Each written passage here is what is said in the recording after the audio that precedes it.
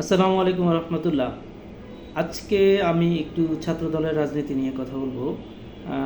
প্রিয় ভাইয়েরা, আমরা দুটি বিশ্ববিদ্যালয় নির্বাচন দেখলাম। জাহাঙ্গীরনগর ইউনিভার্সিটি, এর আগে ডাকসুতে, দ্যাট মিনস ঢাকা বিশ্ববিদ্যালয় ছাত্র সংসদ। দুইটা নির্বাচনে আমরা দেখেছি ছাত্রদল তার কাঙ্ক্ষিত যে ফলাফল তার ধারে কাছে যেতে পারেনি। তো কেন যেতে পারেনি এটা নিয়ে অনেকে অনেক ধরনের বিশ্লেষণ করছেন। আমি আমার জায়গা থেকে আমার দর্শকদের সাথে আমার ভিউটা একটু শেয়ার করছি, প্লাস ছাত্র দলের যে ভাইয়েরা আছেন, আমার ছোট ভাইয়েরা, তাদের সাথে আমার ভিউটা একটু শেয়ার করতে চাই। আসলে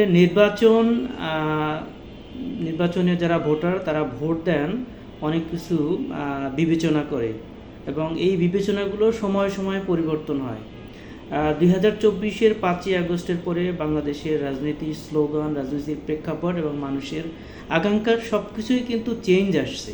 এই ব্যাপারটা একটু বুঝতে হবে। তো নির্বাচনে ভালো করতে হলে যেমন দলের ইমেজ থাকতে হয়, তেমনি যিনি ক্যান্ডিডেট তারও ইমেজ থাকতে হবে।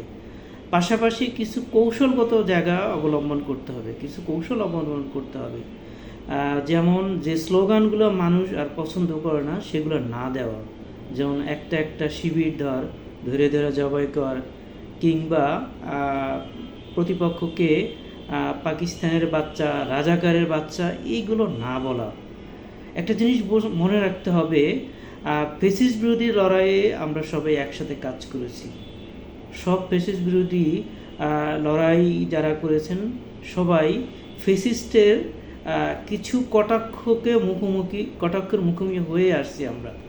যেমন আমাদেরকে বলা হতো রাজাকারের বাচ্চা, পাকিস্তানের চর, স্বাধীনতা বিরোধী, জঙ্গি, মৌলবাদী।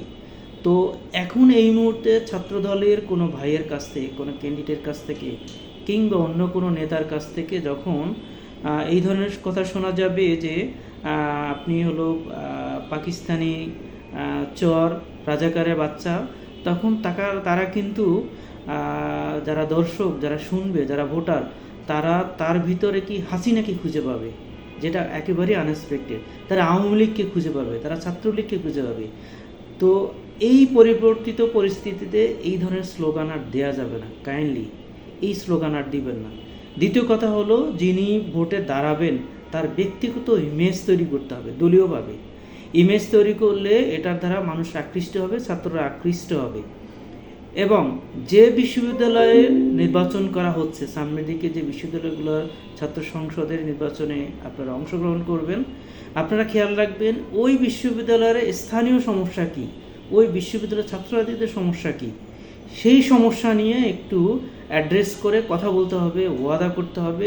কিছু কিছু ক্ষেত্রে নির্বাচনের আগে হলেও মানুষের সমস্যা সমাধানের চেষ্টা করতে হবে। তো এই পলিসিগুলো অ্যাপ্লাই করলে আমার মনে হয় সামনের নির্বাচনগুলোকে ছাত্রদল অনেক ভালো করবে। তো আমরা এতক্ষণ যে বিষয় নিয়ে আলোচনা করলাম, আমি একটু যে পয়েন্টগুলো বলবো, ইলেকশনে ট্যাগিং রিলেটেড কিছু বলা যাবে না। সেকেন্ড হলো স্থানীয় ইস্যু বা ইউনিভার্সিটি ইস্যু নিয়ে কাজ করতে হবে। আর থার্ড হলো যিনি প্রার্থী হিসেবে দাঁড়াচ্ছেন তার ইমেজ বাড়ানোর জন্য দলগতভাবে কাজ করতে হবে। এটা করলে ইনশাল্লাহ সামনের ছাত্র সংসদ নির্বাচনগুলোতে ছাত্রদল অবশ্যই ভালো করবে। সবার জন্য শুভকামনা। খোদা হাফেজ।